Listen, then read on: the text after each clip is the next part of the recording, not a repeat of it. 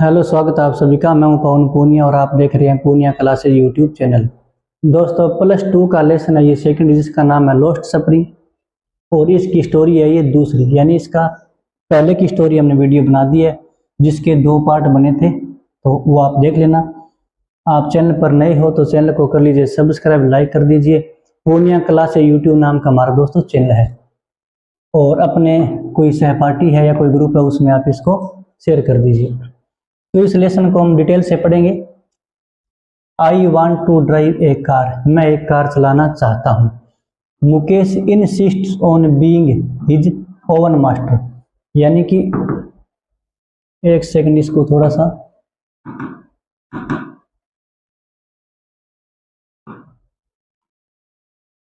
मुकेश इंसिस्ट्स, मुकेश जोर देता है, on being his own master, अपना मालिक खुद बनने के लिए। I will be a motor mechanic, मैं एक मोटर मैकेनिक बनूंगा। ही अनाउंस, वह घोषणा करता है। मोटर मैकेनिक आपको पता ही है, जो कार वगैरह ठीक करते हैं ना, उसको कहते हैं। Do you know anything about cars, क्या तुम कारों के बारे में कुछ जानते हो? आई आस्क, मैं पूछती हूँ। I will learn to drive a car, मैं एक कार चलाना सीख लूंगा।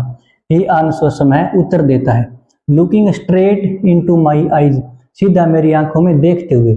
His dream looms like a mirage amidst the dust, यानी उसका जो सपना है वो एक मिराज की भांति दिखाई पड़ता है। अब मिराज क्या होता है? जैसे हम कई बार गर्मियों में रोड पे जाते हैं ना, तो हमें सामने ऐसा लगता है जैसे कोई सामने ऐसा रोड पे पानी है, लेकिन बारिश हुई नहीं होती है। वो गर्मी की वजह से हमें दिखाई पड़ता है, होता नहीं ऐसा। उसको कहते हैं लूम्स लाइक ए मिराज की भांति उसका सपना दिखाई देता है। द डस्ट ऑफ स्ट्रीट्स, धूल भरी गलियों में। That fill his town Firozabad, जो उसके फिरोजाबाद का जो कस्बा है ना, उसकी गलियां जो भरी पड़ी है इसे ऐसे सपने से जो कभी वह पूरा नहीं कर सकता। फेमस फॉर इट्स बैंगल्स, यानी फिरोजाबाद है वो प्रसिद्ध है बैंगल्स, चूड़ियां बनाने के लिए। Every other family in Firozabad, Firozabad में प्रत्येक परिवार इज इंगेज्ड, यानी सभी व्यस्त है इन मेकिंग बैंगल्स, चूड़ियां बनाने में। It is the centre of India's glass blowing, यह भारत का केंद्र है। ग्लास ब्लोइंग इंडस्ट्री, यानी चूड़ियां बनाने का यह एक भारत का केंद्र है। वेयर, जहां फैमिलीज हैव स्पेंट जनरेशंस, जहां पे बहुत सारे परिवार है वो पीढ़ियां बिता देते हैं। वर्किंग अराउंड फर्नेस, फर्नेस का मतलब होता है भट्टी, तो भट्टियों के आसपास काम करते हुए अपना सारा जीवन पीढ़ियां बिता देते हैं। वेल्डिंग ग्लास, उस ग्लास को जोड़ना, ग्लास का मतलब जिस कांच होता है उसको कहते हैं। मेकिंग बैंगल्स, फिर चूड़ियां बनाना। फॉर ऑल द वुमेन, उन सभी औरतों के लिए। In the land it seems, ऐसा लगता है कि दुनिया की जितनी भी औरतें हैं ना, उन सभी के लिए यही लोग ही बनाते हैं चूड़ियां। Mukesh families among them, Mukesh का परिवार भी उनमें से एक है। नन ऑफ देम नो, उनमें से कोई नहीं जानता। डेट की इट इज इलीगल, यह यानी गैर कानूनी है। फॉर चिल्ड्रन, बच्चों के लिए। लाइक हिम टू वर्क, यानी कार्य करना। In the glass furnace with high temperatures, यानी कि उच्च तापमान पर भट्टियों के सामने यह चूड़ियों का काम करना, ऐसा लगता है। यानी कि यह गैर कानूनी काम है, ये उनको शायद पता नहीं है। इन डिग्नी सेल्स, अंधेरी कोठियों के अंदर। विदाउट एयर, जहाँ पे ना ही तो कोई हवा है, एंड लाइट, ना ही कोई प्रकाश है। डेट द लॉ, यदि कानून, इफ इनफोर्स्ड, यदि जबरदस्ती लागू कर दिया जाए ना कानून को, तो could get him and all those 20,000 children out of the hot furnace, यानी गर्म भट्टियों से लगभग 20,000 जो बच्चे हैं ना वो बाहर निकाल दिए जाएं। इतने बच्चे हैं वो इस भट्टियों के अंदर उस तापमान के सामने काम करते हैं चूड़ियां बनाने का। वेर, जहां दे स्लोग देर, स्लोग का मतलब तो वैसे होता है जैसे झपट्टा मार के आगे निकल जाना, लेकिन यहां हम कहेंगे कि मेहनत करना। डे लाइट हॉर्स, यानी कि वे दिन भर घंटों तक मेहनत करते रहते हैं। ओपन लूजिंग द ब्राइटनेस, और अपनी वो चमक है वो, लूजिंग द ब्राइटनेस, अपनी चमक है वो खो देते हैं। ऑफ देयर आईज, अपनी आंखों की। मुकेश आईज बीम, मुकेश की आंखें चमक पड़ती है। जैसे ही volunteers to take me home, यानी जब वह मुझे अपने घर ले जाने का आग्रह करता है ना, तो फिर मुकेश की आंखें वो चमक उठती है। विच ही प्राउडली, जिसे प्राउडली से जो है गर्व से कहता है, इज बीइंग रिब्यूल्ट, यानी उसका घर है वो दोबारा बनाया जा रहा है। We walk down stinking lanes, और हमने क्या ही चलना शुरू कर दिया। स्टिंकिंग लेन्स वो गंदी गलियों के अंदर, चौकट जो रुकी पड़ी थी विथ गार्बेज, कूड़े से, पास्ट होम्स, और इस तरह के घरों के पास से हम गुजरे, डेट जो रिमेन होवल्स विथ, यानी जिनकी जो हालत थी ना वो खराब थी, और क्रम्बलिंग वॉल्स, और जर्जर दीवारें थी, यानी दीवारों का भी कोई हाल नहीं था। वोबली डोर्स, और दरवाजे थे वो यूं कांप रहे थे। नो विंडो, खिड़की तक नहीं थी वहां पर। क्राउडेड, भीड़ भड़ाका पूरा था।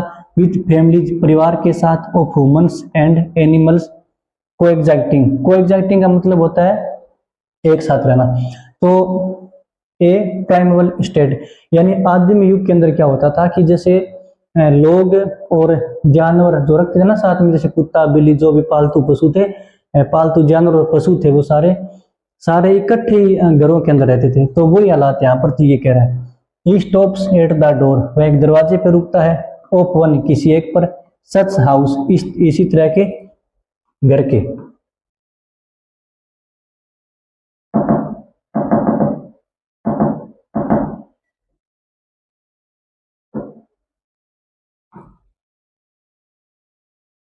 बैंक से वोबली आयरन डोर, यानी कोई लोहे का एक दरवाजा था, उस पे वह विथ इज पुट, अपने एक लात मारता है वो अपने पैर से, एंड और पुश, धक्का देता है, इट ओपन, फिर इसके बाद में इसको खोल लेते हैं। इसको खोलने के लिए वह धक्का देता है। वी इंट्रे हाफ बिल्ट शेक, हम एक अध बनी झोंपड़ी के अंदर प्रवेश करते हैं। In one part of it, इसका एक हिस्सा। Thatched with dead grass, dead grass का मतलब होता है जैसे सूखी घास को कहते हैं अपने, तो सूखी घास से इसकी झोंपड़ी थी वो बनी हुई थी।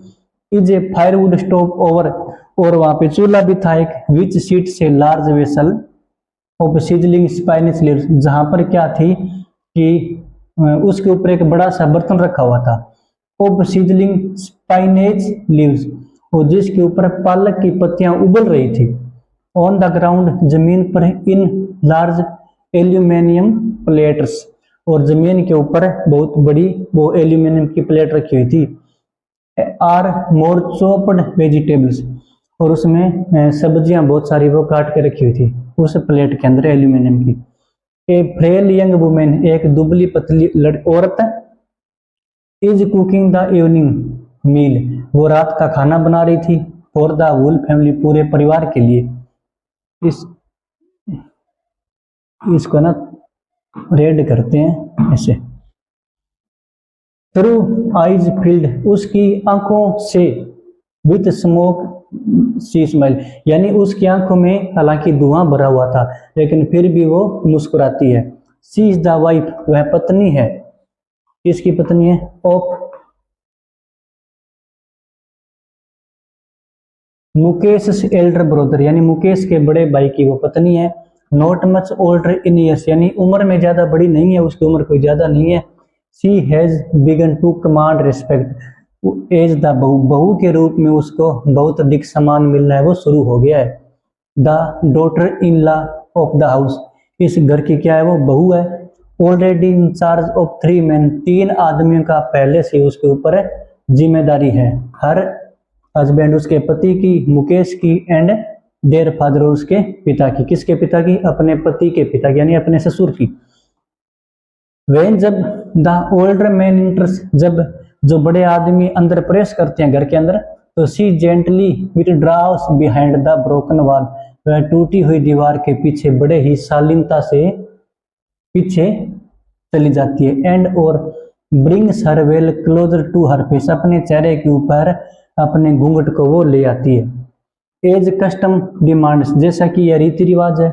Daughter in law must well, यानी बहुओं को रखना, घूंघट रखना चाहिए। देयर फेस, अपने चेहरे पर। बिफोर मेल एल्डर्स, बड़े बुजुर्गों के सामने। इन दिस केस, इस मामले में, the Elder is an improved Bengal maker, यानी जो बड़े है ना वो बहुत ज्यादा गरीब है, और जिन्होंने क्या काम किया है, हमेशा चूड़ियों बनाने का काम जिन्होंने किया है वो हमेशा गरीब ही रहे हैं। Despite long despite long year of hard labour, यानी कि वर्षों की कठिन मेहनत करने के बावजूद फर्स्ट एज ए टेलर, सबसे पहले उन्होंने टेलर के रूप में काम किया। देन फिर ए बेंगल मेकर, फिर उन्होंने चूड़ियां बनाने का काम किया। He has failed to renovate a house, वे अपने घर को भी दोबारा बनाने में असफल रहे।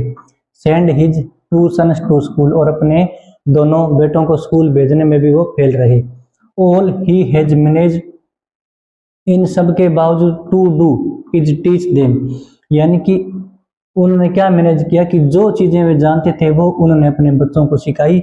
व्हाट ही नो, जो वह जानते थे। The art of making bangs, यानी कि चूड़ियां बनाने की कला वो जानते थे, वही उन्होंने अपने बच्चों को सिखाई और उनके बच्चों अपने बच्चों को विद्यालय नहीं भेज सके।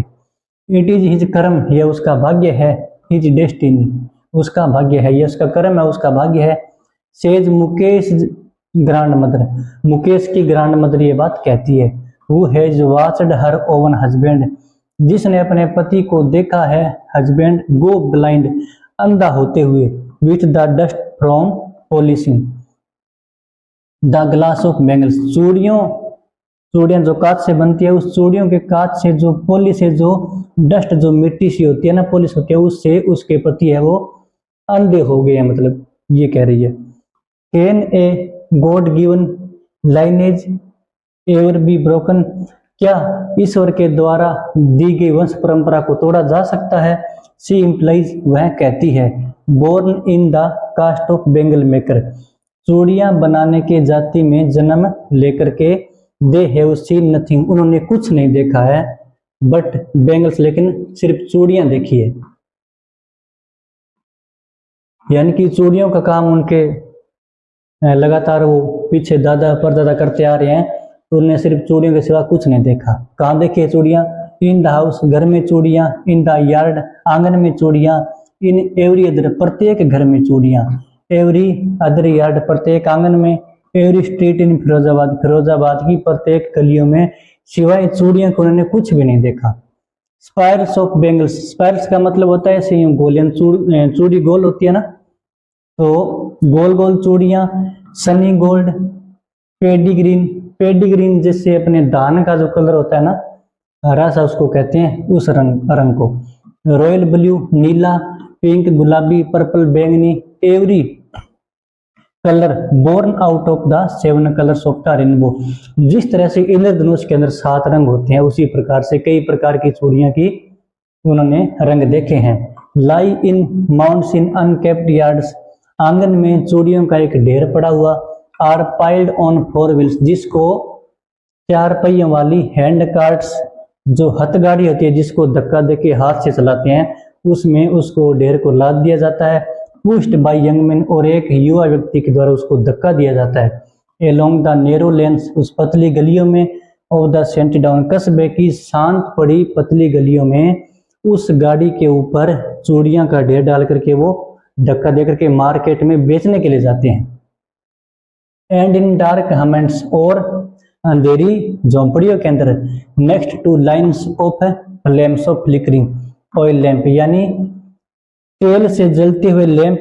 फ्लिकर का मतलब होता है जैसे लगातार एक प्रकार की रोशनी ना आती है, उसको कहते हैं flickering flames.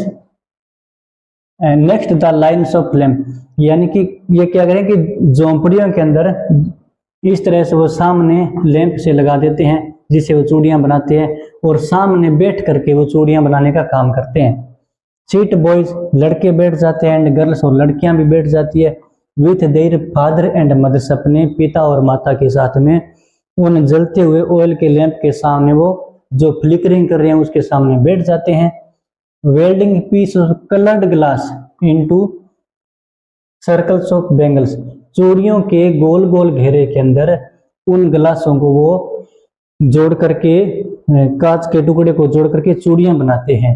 There eyes are more adjusted to the dark, उनकी जो आंखें है वो अंधेरे के अंदर एडजस्ट हो गई है। Then to the light outside, यानी बाहर में रोशनी की बजाय। दैट इज, इसलिए why they often end up losing their eyesight, यानी इसलिए वो क्या होता है कि अपनी जो आंखों की रोशनी होती है वो खो देते हैं, बिफोर दे बिकम एडल्ट्स, यानी बड़े होने से पहले ही, युवा से थोड़ी सी बड़ी उम्र होने से पहले वो अपनी आंखों की रोशनी है वो इन लैंप के सामने वो खो देते हैं।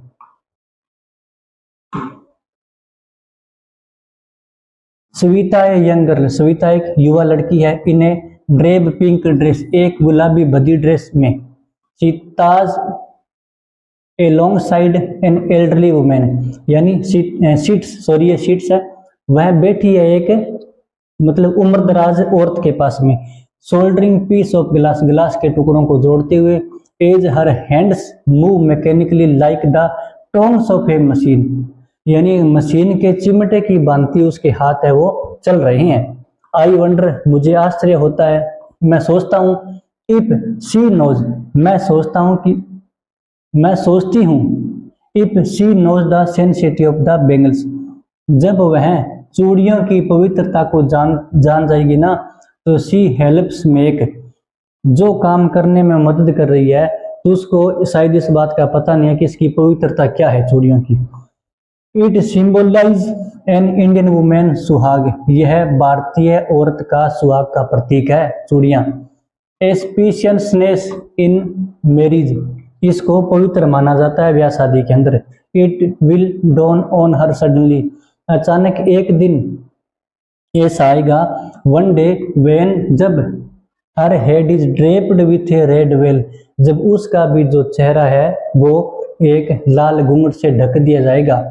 हर hands dyed red with henna, उसके हाथों में लाल मेहंदी लगा दी जाएगी। एंड और रेड बैंगल्स रोल्ड इनटू हर रिस्ट, और उसके हाथों में भी कलाइयों के अंदर लाल चूड़ियां हैं वो पहना दी जाएगी। उस लड़की के हाथों की बात करें। She will then become a bride, फिर वह एक दुल्हन बन जाएगी। लाइक द ओल्ड वुमेन, उस बूढ़ी औरत की भांति। बिसाइड सर, जो उसके पास में बगल में बैठी है। वो became one many years ago, जो बहुत साल पहले कभी दुल्हन बनी थी। She still has bangles on her, she still has bangles on her, आगे क्या होगा, आगे रिस्ट होगा ना। हाँ, यानी उसके हाथ कलाइयों में अब भी चूड़ियां हैं, चूड़ियां तो उसकी कलाइयों में है। बट किंतु no light in her eyes, लेकिन उसकी आंखों में कोई रोशनी नहीं है। एक वक्त शेर भर खाना भी नहीं खाया। इसका तो क्या ट्रांसलेट करना। सी से जो है कहती है इन ए वॉइस ट्रेंड ऑफ जो, यानी वह एक इस तरह की आवाज में वह कहती है कि उसने शेर भर कभी जिंदगी में खाना भी नहीं खाया। She has not enjoyed even one full meal in her entire life time, entire का मतलब होता है पूरा, यानी पूरे जीवन के अंदर उन्होंने कभी भी पेट भर भोजन खाने का आनंद नहीं लिया। That's what she has raped, जो उसने जो भी प्राप्त किया है। हर हस्बैंड, उसका पति। An old man with a flowing beard says, उसका बूढ़ा पिता है वो पिता नहीं सॉरी पति, उसका जो बूढ़ा पति है वो दाढ़ी को लहलाते हुए कहता है I know nothing accept bangs, मैं चूड़ियों के अलावा कुछ नहीं जानता। All I have done is make a house, यानी मैंने जो कुछ भी बनाया है ना, और फैमिली टू लिव इन, जो मैंने घर बनाया है परिवार को रहने के लिए, वो किसे बनाया, सारा इसी से बनाया है। हियरिंग हिम, उनको सुन करके। वन वंडर्स, किसी को भी आश्चर्य होता है। इफ, यदि। शी हैज अचीव्ड, जो उसने प्राप्त किया है। What many have failed in their life time, यानी वो कह रहे हैं कि हमने सिर्फ घर बनाया है, ठीक है। तो ये कह रहे हैं कि कोई भी व्यक्ति सुनकर के इस बात को आश्चर्य करेगा कि उसने, यानी बहुत सारे लोग हैं वो असफल हो जाते हैं अपना घर बनाने में। ही है जे रूफ, उसके पास छत है। और इज हेड, अपने सर के ऊपर, यानी उसके पास उनका खुद का घर तो है, लेकिन बहुत सारे लोग हैं इसी में वो असफल हो जाते हैं। The cry of not having money to do anything, कुछ भी करने के लिए पैसा ना होने का रुदन। एक्सेप्ट कैरी ऑन बिजनेस, अपने बिजनेस को लगातार आगे चलाने में। ए मेकिंग बैंगल्स, जो चूड़ियां बनाने का काम है ना, उसको बिजनेस को लगातार आगे चलाने में के सिवाय उसके पास पैसे ना होने का रुदन। Not even enough to eat, और पर्याप्त मात्रा में खाने के लिए भोजन ना होना। रिंग्स इन एवरी होम, इस प्रकार का रुदन है वो प्रत्येक घर में गूंजता है। द यंग मैन, जो युवा व्यक्ति हैं। Echo the lament of their elders, वो अपने जो एल्डर्स जो बड़े हैं ना उनका ही रोना रोते रहते हैं, यानी उनके बारे में कहते रहते हैं कुछ नहीं किया ये वो। Little has moved with time, यानी समय के साथ थोड़ा सा कुछ बदलाव आया, यानी कि कुछ भी नहीं बदला। इट सीम्स, ऐसा लगता है, इन फिरोजाबाद, फिरोजाबाद के अंदर कि ज्यादा कोई बदलाव नहीं आया है। Years of mind numbing toil, यानी वर्षों की मेहनत को चेतना शून्य करने वाली have killed all initiative and the ability of dream, यानी इस प्रकार के जो सपनों की योग्यता है वर्षों की मेहनत से करने वाली चेतना शून्य को उसने खत्म कर दिया, मार दिया। यानी कि बहुत साल पहले लगातार मेहनत करते आ रहे हैं लेकिन इसके बावजूद ये कुछ भी हासिल नहीं कर पा रहे सिवाय घर के। Why not organise yourself into a cooperative, अब लेखिका क्या कहती है कि आप एक कोऑपरेटिव, यानी आप इकट्ठा क्यों नहीं हो जाते। I ask A group of young man, मैंने एक युवा व्यक्तियों के ग्रुप से पूछती हूँ। वो have fallen into the vicious circle of middle man, जो बिचौलियों के घेरे में फंस चुके हैं, गिर चुके हैं। वो जिसने ट्रेप्ड देयर फादर्स, उनके पूर्वजों को भी फंसाया फंसाया, एंड और फादर्स, और उनके पूर्वजों के दादाओं को परदादाओं को, जो भी होती है ना, ये दादा की लाइन कहाँ तक चलती रहती है, उस लाइन में सभी को मतलब फंसाया है। Even if we get organise, यदि हम इकट्ठे हो जाते हैं तो we are the ones who will be hold up by the police, हमें पुलिस के द्वारा घसीटा जाएगा, बीटन पीटा जाएगा, एंड और dragged to jail for doing something illegal, कुछ यानी जो गैर कानूनी काम होता है ना उस काम को करने के जुर्म में हमें जेल के अंदर डाल दिया जाएगा। देसे वे कहते हैं there is no leader among them, उनका कोई भी नेता नहीं है। No one who would help them, ऐसा कोई एक भी नहीं है जो उनकी मदद कर सके। सी थिंग्स डिफरेंटली, यानी कि सभी अलग अलग चीजें देखते हैं, यानी कि उनके लाइफ में कहने का मतलब समस्या ही समस्या है। देयर फादर्स आर, उनके पिता है एज टाइड, उतने ही थके हुए हैं, एज दे आर, जितने की वो। They talk endlessly in a spiral, वे एक कुंडली नुमा बात करते हैं। स्पाइरल का मतलब होता है जैसे गोल घेरा, जिसको हम हिंदी के अंदर कुंडली कहते हैं, ठीक है। कुंडली नुमा बात करते हैं। That moves from poverty of apathy to greed, जो गरीबी से उदासीनता तक ले जाती है, उसके बाद में लालच तक, और टू इनजस्टिस, और फिर उसके बाद में अन्याय तक वो गरीबी है वो लेकर के चली जाती है। लिसनिंग टू देम, उनको सुन करके, आई सी टू डिस्टिंक्ट वर्ड्स, मैं दो प्रकार का संसार दुनिया देखती हूँ। वन ऑफ द फैमिली, थोड़ा सा इसको ऊपर करते हैं, दो प्रकार के कौन से, एक वो प्रकार का परिवार caught in a web of poverty, जो गरीबी से दबा पड़ा है, बर्डेन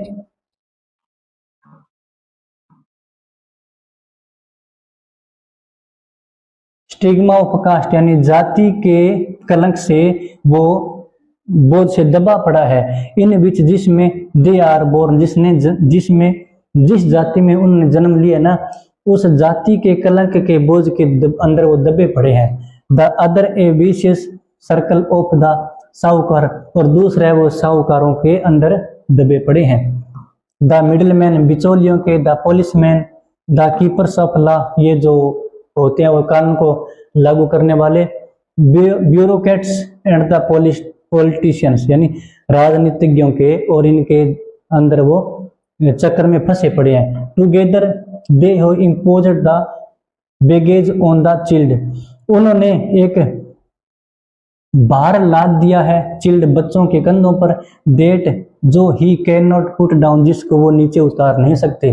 बिफोर, इससे पहले, ही इज अवेयर, यानी इससे पहले कि वो जागरूक हो, उनको पता लगे, वो समझदार होना, तो ये एक्सेप्ट्स, वो स्वीकार कर लेते हैं।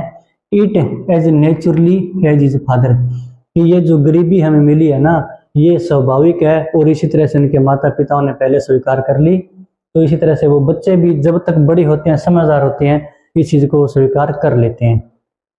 टू डू एनीथिंग यानी कुछ और करने के लिए, else would mean to dare यानी इसका मतलब होता है कि चुनौती देना। जैसे कोई गरीब होता है ना, वो अपने काम को हट करके और काम करने की कोशिश करता है, या फिर अपनी गरीबी से हट करके वो किसी और को चुनौती देने की कोशिश करता है ना, तो ये कहता है कि ये काम तो उनसे हट करके हो गया, ये चीज अलग होगी। And daring is not part of his growing, और चुनौती देना उनके ग्रोविंग अप यानी उनके बड़े होने के पार्ट का हिस्से का अंग नहीं है, वो हिस्सा नहीं है वो। व्हेन जब I sense A flash of it in Mukesh, जब मैं मुकेश की आंखों में चमक देखती हूँ, आई एम चीड मैं खुश हो जाती हूँ। I want to be a motor mechanic. अब मुकेश क्या कहता है, वो शुरुआत में कही थे ना कि मैं एक मोटर मैकेनिक बनना चाहता हूँ, रिपीट्स में इस बात को दोबारा दोहराता है। He will go to a garage, वह गैरेज के अंदर जाएगा। गैरेज वो तूड़ी वाला गैरेज नहीं, जैसे जहाँ कारें ठीक होती है, फिल्मों में आपने देखा होगा ना, जैसे सुनील शेट्टी वगैरह वो कारों में गैरेज में जाते हैं, वहाँ सीखते हैं कारों का काम, कोई भी और, तो उसको कहते हैं गैरेज, ठीक है। एंड और लर्न, और मैं सीखूंगा, बट किंतु the garage is a long way from his home, लेकिन उसके घर से गैरेज तो बहुत दूर है। आई विल, वो कहता है कि मैं पैदल चल के चला जाऊंगा। ही इंसिस्ट, वह जोर देकर इस बात को कहता है। Do you also dream of flying a plane, क्या तुम एक जहाज उड़ाने का सपना देखते हो। ही इज सडनली साइलेंट, वह अचानक शांत हो जाता है। नो नहीं, ही सेज, वह कहता है, स्टेरिंग एट द ग्राउंड, वह जमीन पर देखते हुए। इन हिज स्मॉल मर्मर, मैं अपनी बुद्ध बताती हुई आवाज, थोड़ा थोड़ा बोलता है। देयर इज एन एम्ब्रेसमेंट, उसके अंदर एक शर्मिंदगी का भाव आता है। That has not yet turn into regret, जिसको उसका वो पछतावे में नहीं बदलता है। That has not yet turned into regret. He is content to dream.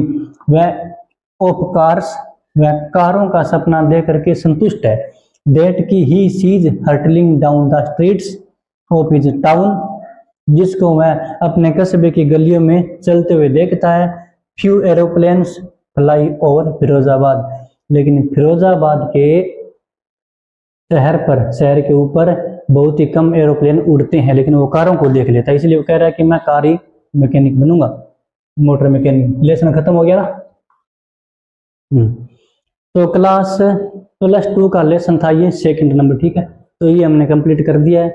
Video कैसा लगा आप हमें कमेंट करके जरूर बताना। थैंक यू, जय हिंद।